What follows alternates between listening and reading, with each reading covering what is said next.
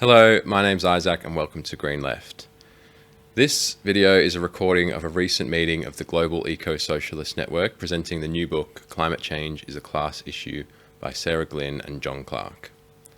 Sarah Glynn is a writer and activist based in Strasbourg, France, with a history of leading grassroots campaigns for low-income housing, justice for Palestine, fighting demolitions, for Scottish independence, and organising unemployed workers.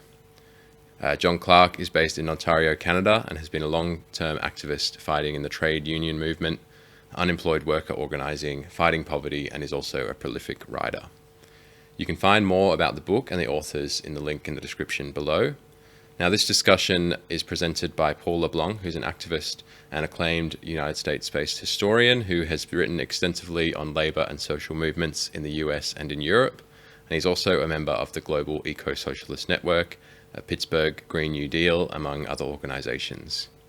Climate Change is a Class Issue is a vital new book that explains the link between capitalism and the climate crisis and also discusses the solution, ecosocialism. You can read Green Left's review of the book at greenleft.org.au, and you can also download it for free, or you can buy it at the link in the description. Thanks to the Global Ecosocialist Network for allowing us to upload this discussion. I hope you find it interesting and engaging. I would like to introduce, I don't have information about them. Perhaps they can tell us a little about themselves. Sarah Glynn and John Clarke, and then they will divide the time to make a 25-minute presentation. Sarah and John, over to you. Are you okay for me to start, John? Absolutely, Sarah. You go first.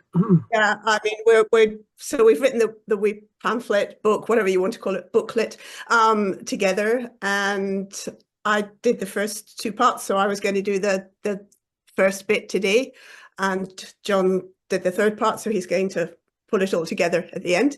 And yeah, a bit about me. Well, we've both of us had an activist background and also a background in writing and stuff. So anyway, you don't really need to know about me. It's more important to go straight onto the subject, I think, because we've got rather short amount of time. I'm going to use a PowerPoint, which is good because then you can look at that and not at me. So I shall just work out how to get us onto screen share. So just to launch straight in, I'm sure that most of you'd agree that most books and articles about climate change and the wider ecological crisis tend to be written from a very middle-class perspective, and they ignore people who can't take for granted a well-paid job and enough to live on. And even if they do question the economic system that created the crisis, they still tend to ignore working-class concerns. So just to take the word degrowth, yes, it's a word with a fine academic and activist pedigree, but it immediately conjures up images of redundancy and all that implies. You've got another request for admission? Yeah, sorry. Climate activism too tends to be organised as a very middle-class pursuit. Hence, we see Extinction Rebellion's really poor choice of targets, like blocking public transport so people couldn't get to work, and their courting of arrest, which is much more serious implications for working class people than for middle class people. And this, I would say, largely unconscious elitism tends to alienate working class people, and thus can even provide opportunities for right-wing populist theories, like the frankly bizarre idea that the 15-minute city is some sort of ghetto or concentration camp. And this is especially problematic because working class people are, of course, those who are most or worst affected by climate change, despite being the least responsible. And they're the people who can change the system and save our planet for humanity. And the upper and middle classes, the people who are most responsible, are simply too invested in the system to countenance any significant disruption to it. And what's even more important than their consumption and their lifestyles are their businesses and their investments. So if we want change, we need to look at the collective power of the working class. And happily, the actions that are needed to prevent climate change and ecological destruction are the same as those that benefit the working class as a whole, because workers and nature are exploited by the same system. Capitalism sees both only as a source of potential profit. And we've used little quotes from people who are rather better known than us as illustrations in the booklets. I'll just give you a few minutes to read these ones.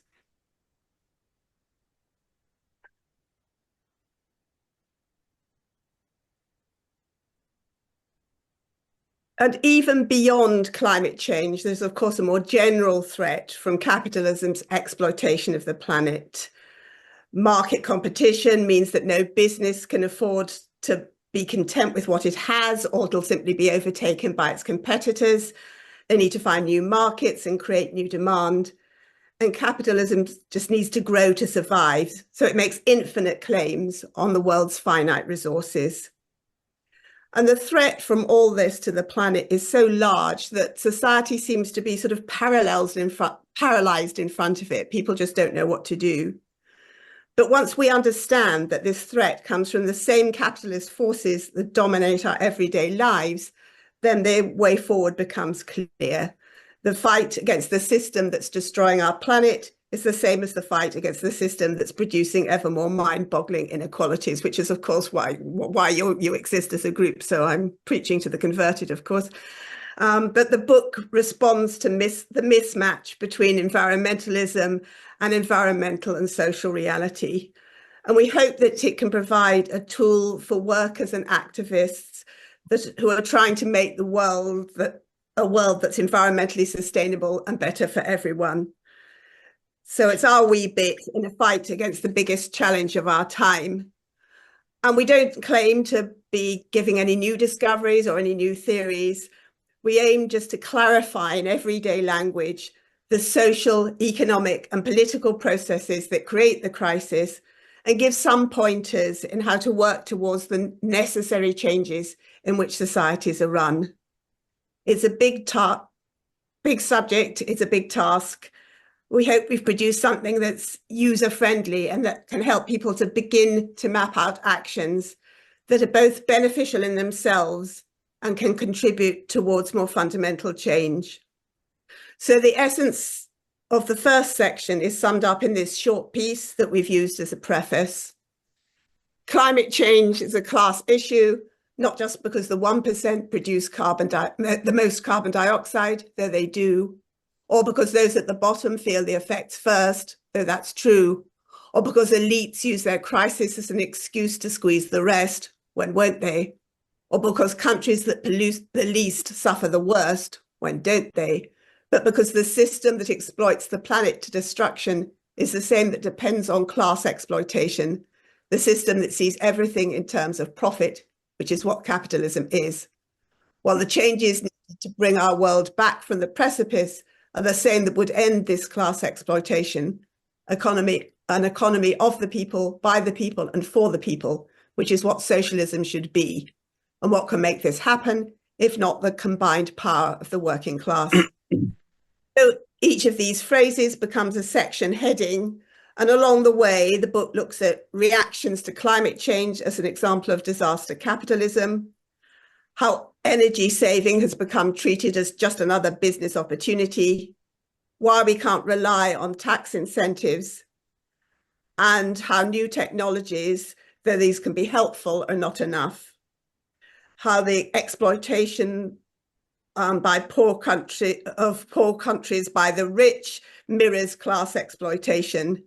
And of course, the workings of capitalist propaganda, how we've been told to fear change because we'll lose our freedom and way of life, without asking what freedoms. Is this the freedom to exploit, the freedom to destroy the earth?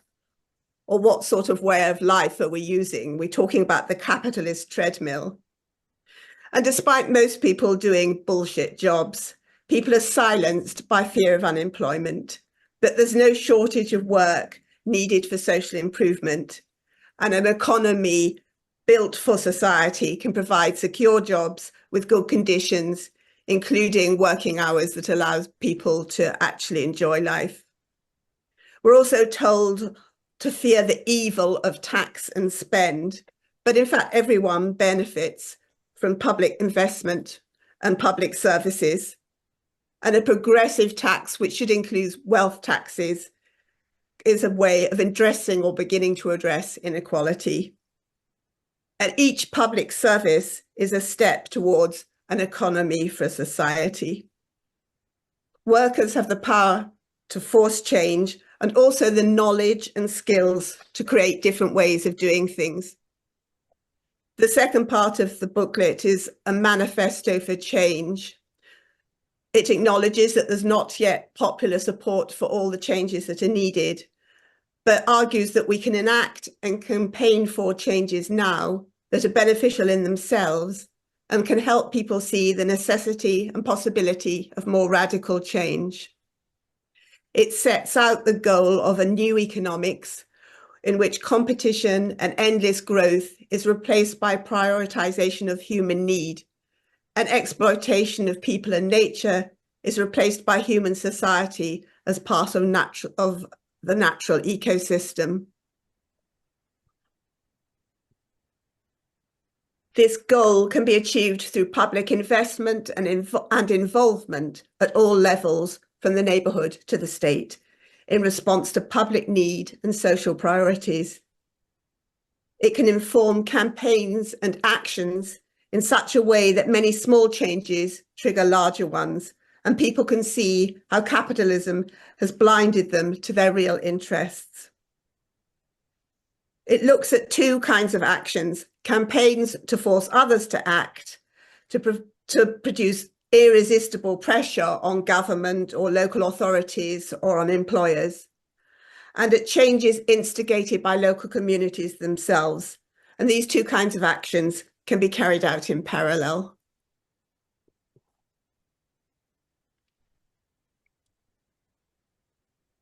So major structural change requires committed and strategic mass campaigning, and the working class has the power to force change due to its size and due to its vital role in the economy. Workers can also ensure that actions target key points in those structures and can use their skills to devise greener ways of working.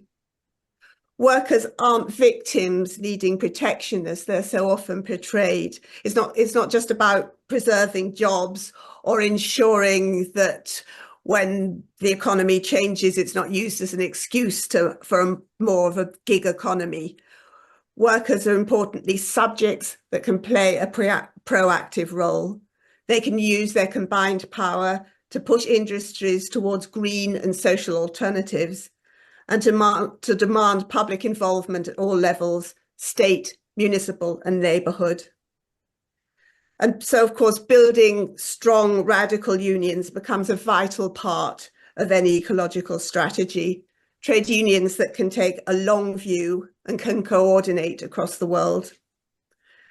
And at the same time as campaigning for public investment, local communities can put fundamental economic principles into practice themselves through mutual aid organisations that can provide an immediate help with daily life, and can also provide a model of a different way of approaching the economy and of inclusive democratic structures.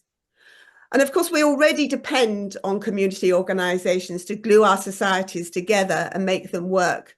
But so many of these are really proudly non-political, so they don't challenge the status quo.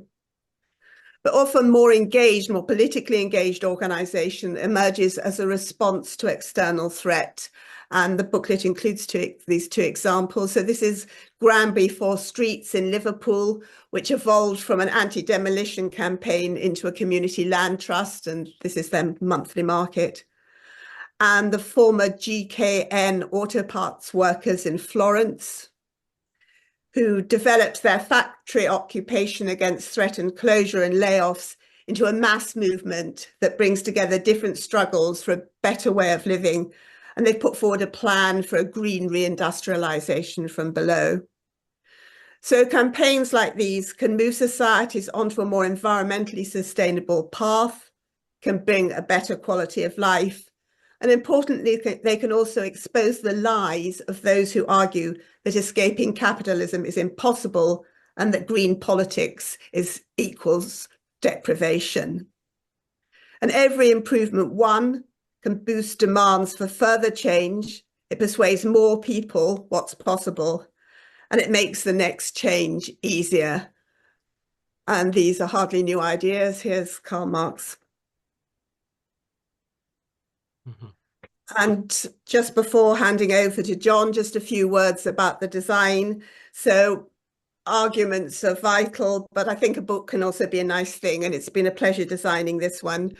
You've already seen how we've used quotes as illustrations, and just the front cover, which uses that familiar image of the pyramid of the capitalist system as drawn for the industrial worker in 1911, drowning in rising sea levels. And I've tried to retain the design in the free online version. And I will stop sharing now and hand over to John. Thanks. Thanks so much, Sarah. And in what I have to say, I want to focus on the question of the class struggle itself and the implications for the class struggle of climate change, which I think are severely underestimated in most quarters. I should note that I don't really come into this as a long-time climate activist. I was for many years here in Toronto, Canada, where I live, an organizer with the Ontario Coalition Against Poverty. And so my work consisted of the mobilization of resistance amongst poor working class communities. And the advent of the climate crisis and its intensification really brought home to me that in so many ways, the class struggle and climate change become interwoven considerations. And indeed, I would certainly argue that the only way forward in terms of actually making the changes necessary in society that can create a sustainable society are indeed through the agency of the class struggle. And so I think we would probably be like-minded when it comes to the proposition that the capitalist system itself is incompatible with the creation of a sustainable relationship with the natural world. And that is the overriding issue. But at the same time, we obviously don't have the luxury of saying, yeah, climate, let's just get on with the class struggle, and one day there'll be a socialist society and we can put things right. We're dealing with a worsening climate disaster that we must address. So in many ways, we have to stay the hand of capital. And that means immediate struggles within this system. And I'm going to suggest that they fall really into two broad categories. One is the struggle that must be taken up for us to travel as far as possible down the road of a just transition towards sustainable forms of production and energy use. But also, we have to deal increasingly with the catastrophic impacts of climate change that are playing out across the world, and no one is exempt. But on the other hand, these effects play out along the fault lines of social, racial, and global inequality, and thus the struggle to survive becomes very much a class-based struggle. Now, I'm based in Canada, and in this country, we have a situation where the need for transition is particularly acute. Canada is amongst the top 10 carbon emitters on the planet. But given the relatively small population of Canada, on a per capita basis, this is probably the worst country of all. And in fact, if you take that into account, it is clear that Canada's appalling role with regards to contribution to the climate crisis is based on the fact that it exports oil and gas products massively. And so the need for a transition here is really, really glaring. As Donald Trump threatens tariffs on Canada, which I'm sure people have heard about,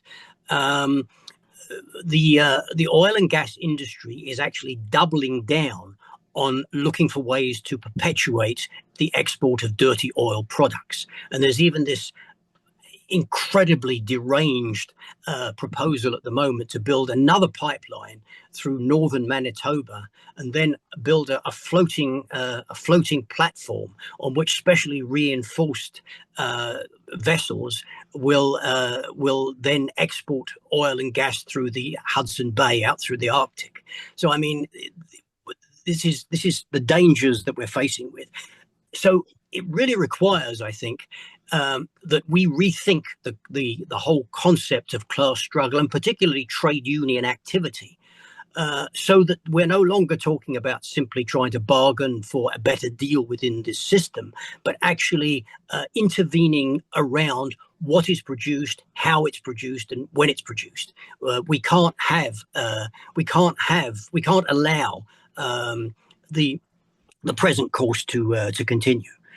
At the same time, as this crisis accelerates, it is clear as we reach tipping points and as extreme weather, disastrous incidents and such like continue, chronic effects, as these things go on, it is clear that we are dealing increasingly with a situation where working class people across this country, even in relatively privileged countries, but certainly in the global south to a much greater degree, are going to be dealing with the most catastrophic impacts, whether that's wildfires, whether it's floods, whether it's storms, or whether it's chronic effects like droughts and such like, rising sea levels. These things are going to be dominating our societies to a degree that is already very considerable, but is going to become much greater with the passage of time.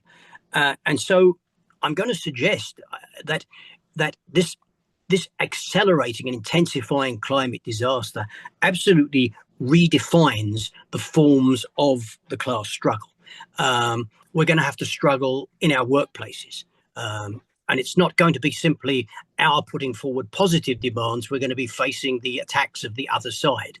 In Florida, for example, the right-wing governor there has intervened to ensure that municipal governments are not allowed to mandate water breaks for construction workers as heat levels increase dramatically. The gig economy workers are dealing with absolutely impossible heat conditions and fighting back on that front.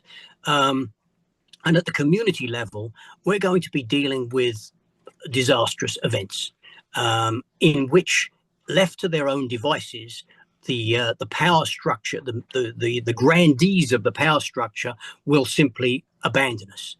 We've seen that.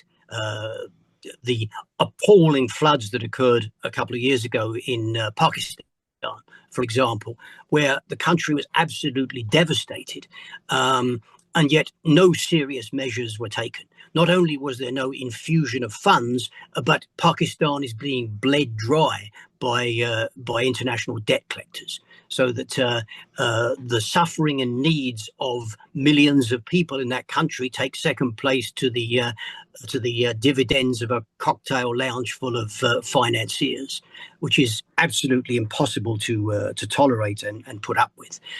In British Columbia, on the west coast of Canada, we a couple of years ago saw appalling heat wave conditions, and people in the worst housing died in large numbers. Sick and elderly people died in very large numbers.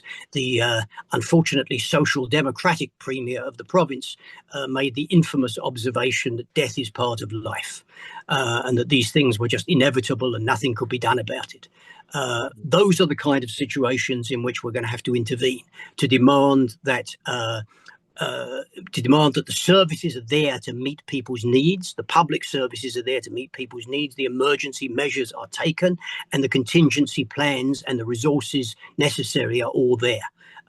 We're going to have to put demands on the state. I'm not suggesting for a moment that we let the state take charge and we leave it to the state, but we're going to have to place powerful demands on capitalist states, and that's going to be an important element of the class struggle. So what I really am suggesting is that that the struggles that we take up are going to take on the dimensions of the creation of an international solidarity for survival, so that people are not abandoned in the face of this situation. And there is, of course, already enormous anger. There is an enormous capacity to fight back if it is given any kind of a lead.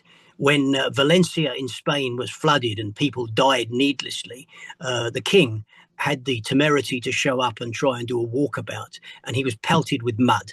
And I think that's sort of symbolic of the working class response to what we're facing. So we face enormous challenges, and we have a great deal of work to do to reorientate our movements. But it is the working class and the struggles of the working class that can, first of all, deal with the immediate impacts of climate change, and secondly, create the kind of society that can genuinely create a sustainable relationship with the natural world and a future for humanity. Thank you very much. Thank you very much for your wonderful presentations and for the resource that you've given us with your pamphlet, which is available for free online. It can also be purchased, and it's inexpensive. A wonderful resource indeed. Now we have time for about half an hour of discussion.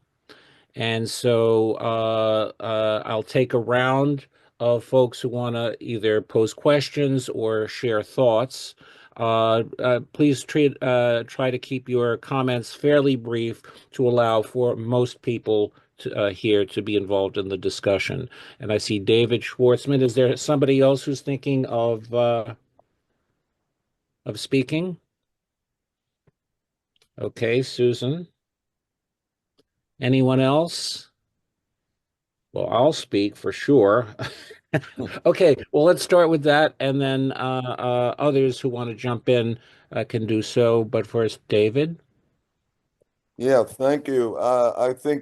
Thank you for your presentations. I think your pamphlet will be very useful in our struggle. And I think you covered, pretty comprehensively what our agenda should be.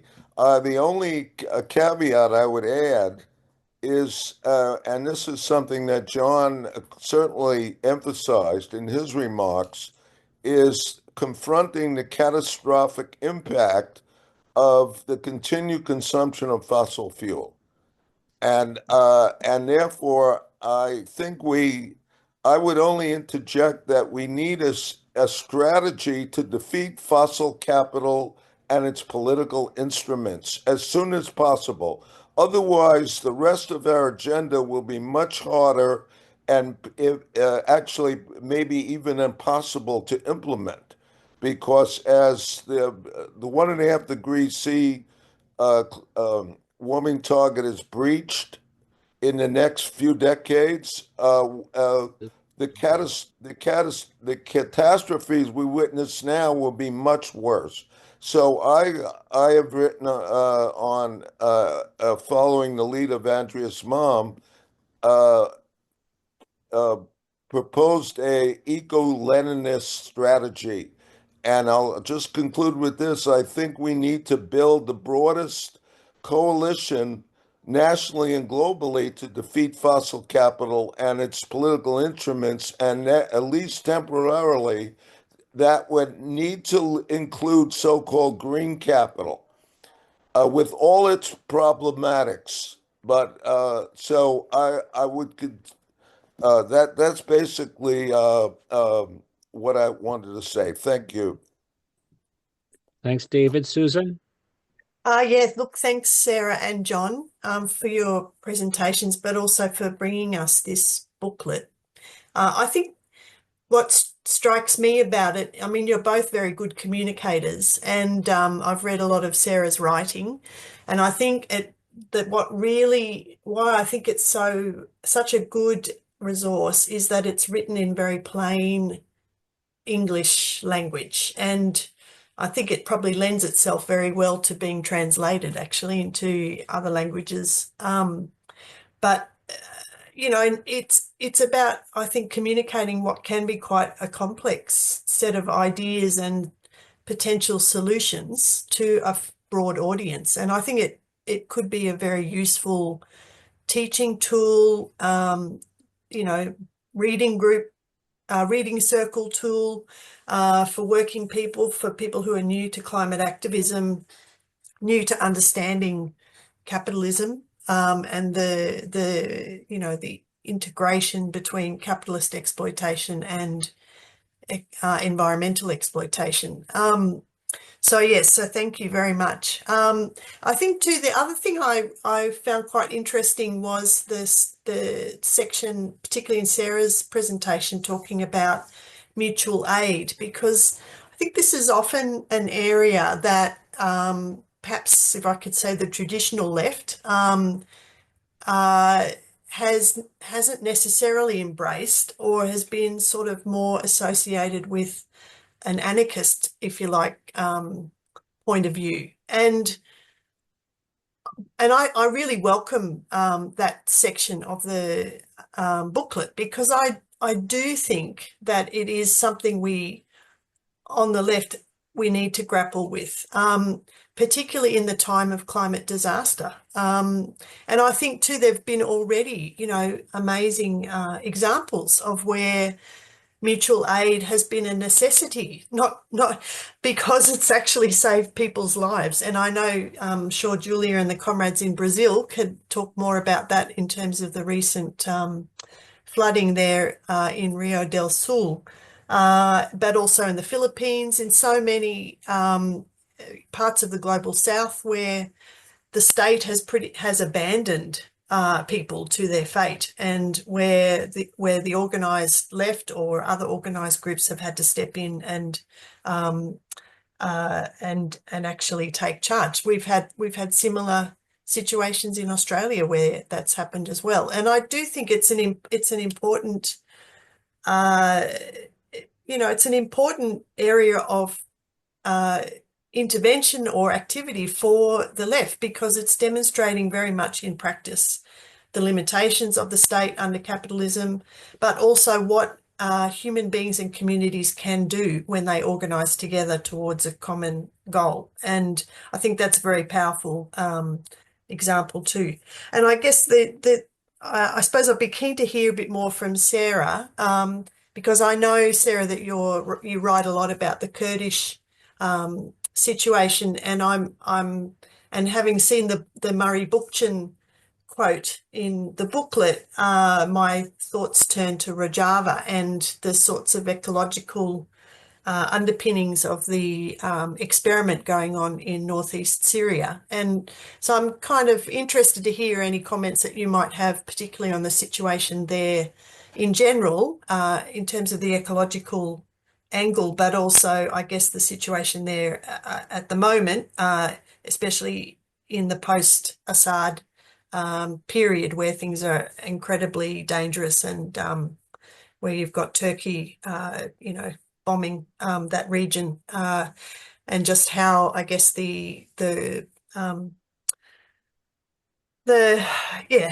things are for the activists, for the comrades who are in that area, in that part of the world. So thank you.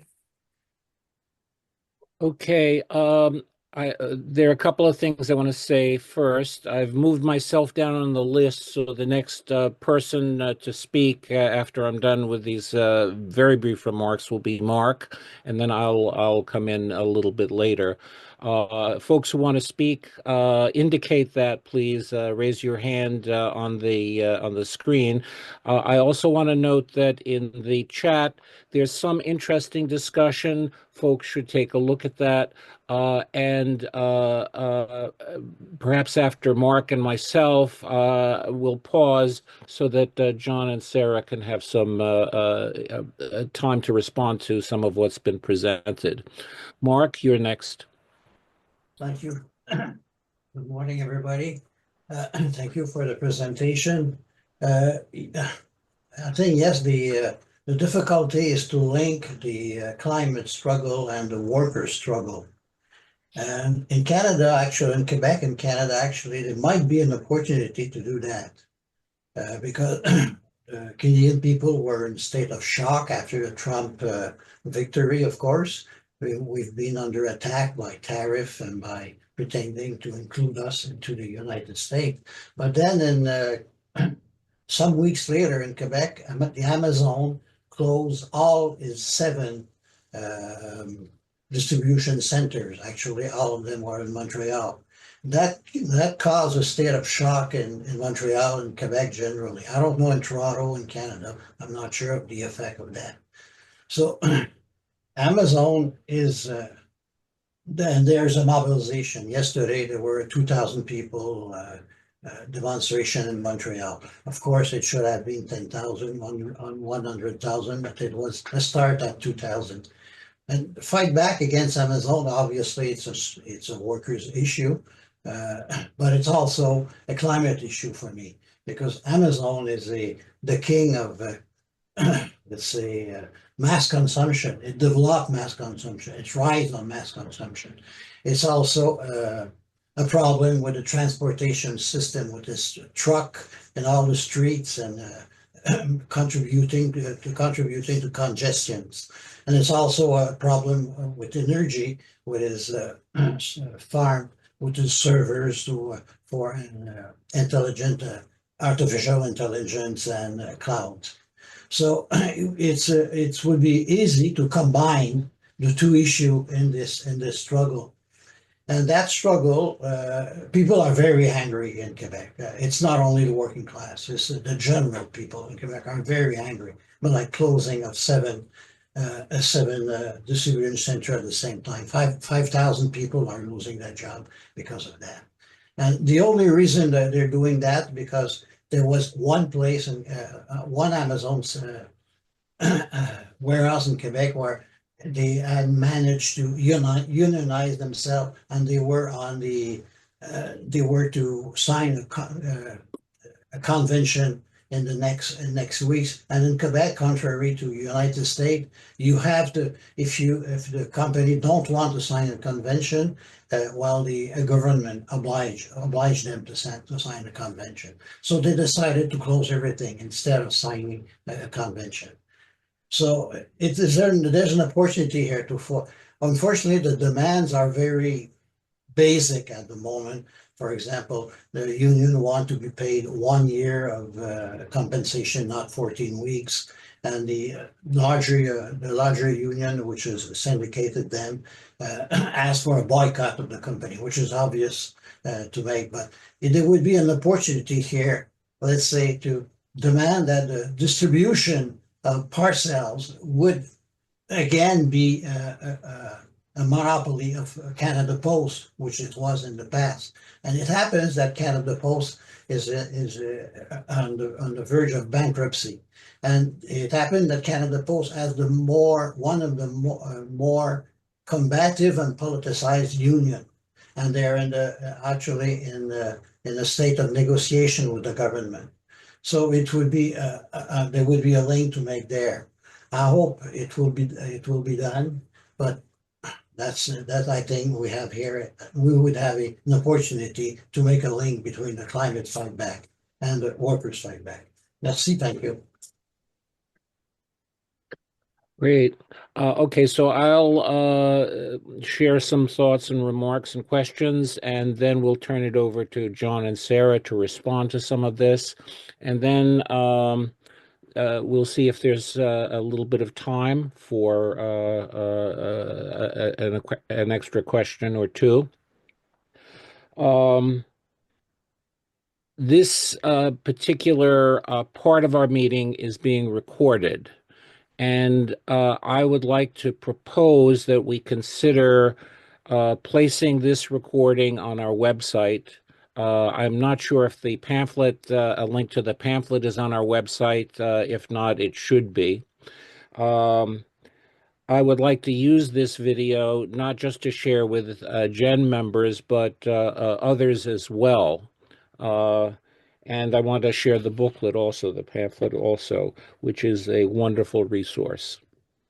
I want to introduce it to groups that I'm part of. whether it's my local DSA chapter or a couple of other socialist groups that I'm in touch with, or Pittsburgh Green New Deal, which is a group that I'm involved in, and so on.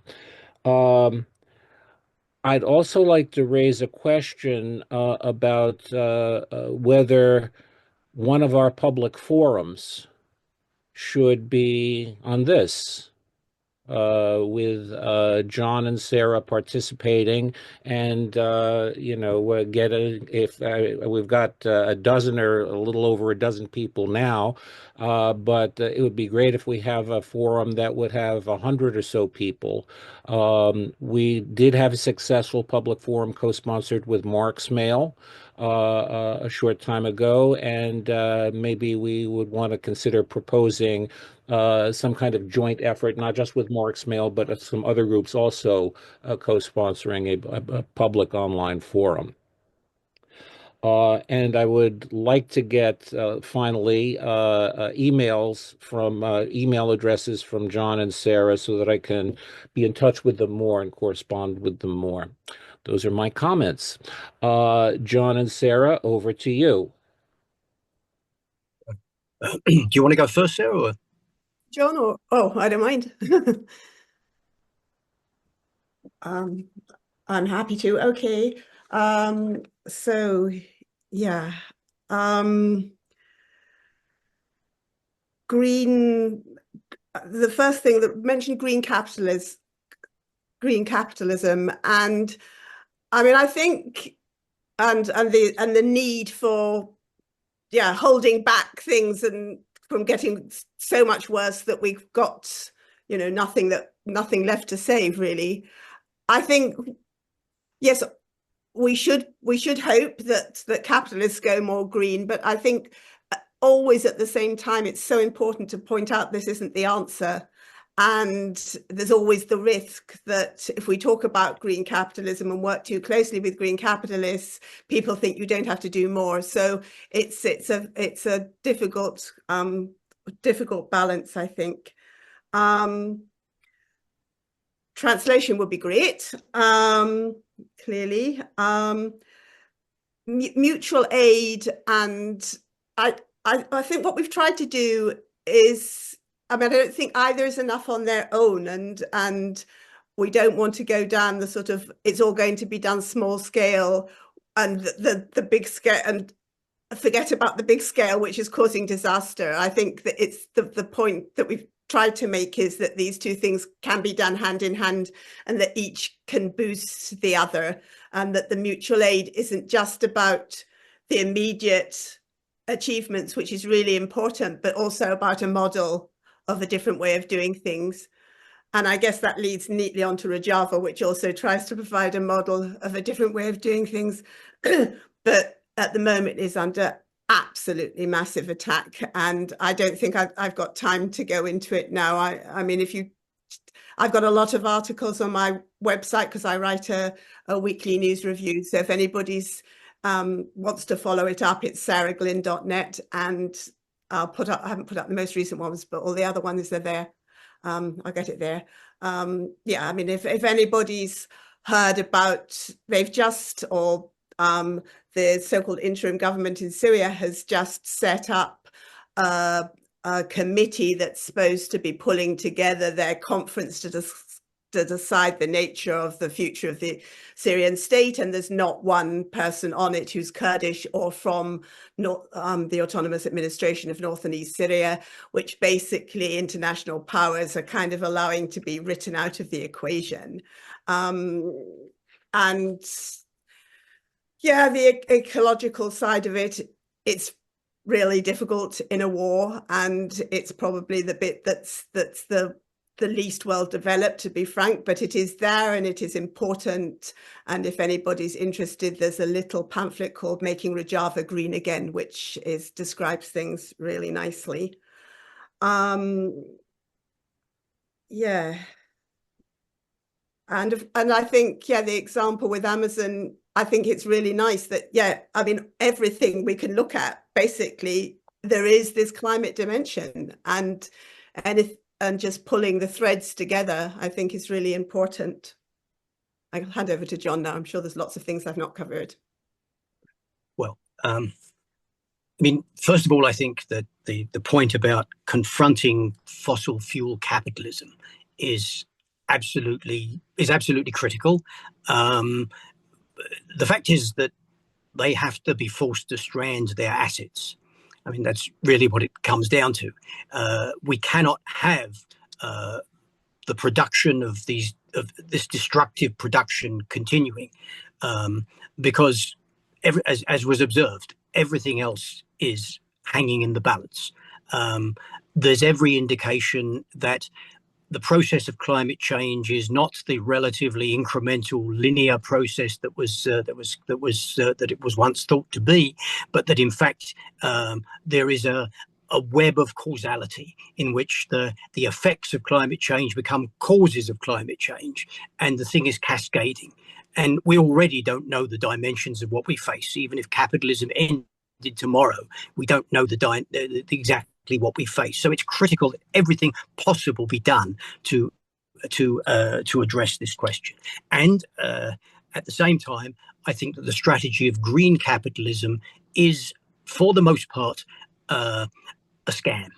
I think we're dealing with a situation where they're talking about, carbon capture, where they're talking about a massive mining and retooling operation to create private electric vehicles, when the real question is public systems of public transportation. On every front, the solutions they're looking for, to the extent that they're actually going to pursue them, are ruinous non-solutions. So working class intervention in what is done is absolutely essential.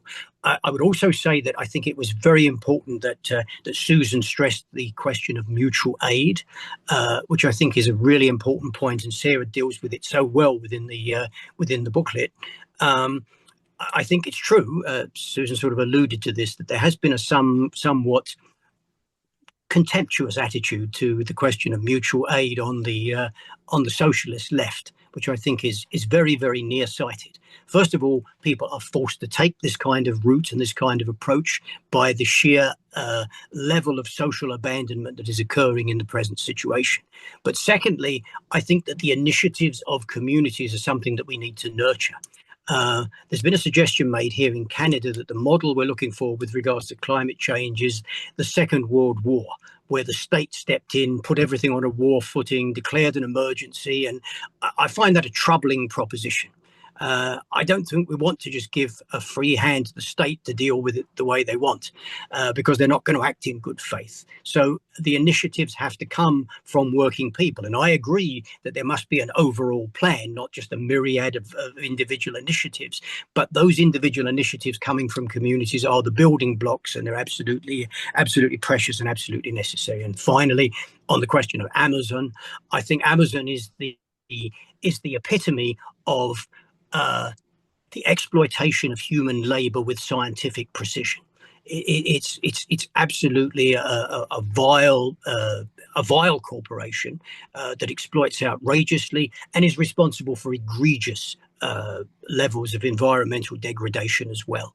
And it is, as was suggested, a case in point that we have to challenge these capitalist interests from the standpoint of fighting them on workers' issues around wages and working conditions and such like, but we have to fight them on their absolutely reckless and deplorable conduct with regards to the environment and climate. So that point, I think, was very well taken. Thanks. I hope you enjoyed this forum. Thanks again to the Global Ecosocialist Network for allowing us to publish it. If you'd like to support Green Left, you can head to greenleft.org.au/support from just $5 a month, and makes a huge difference to allow us to continue doing the work that we do. We'll see you next time on Green Left.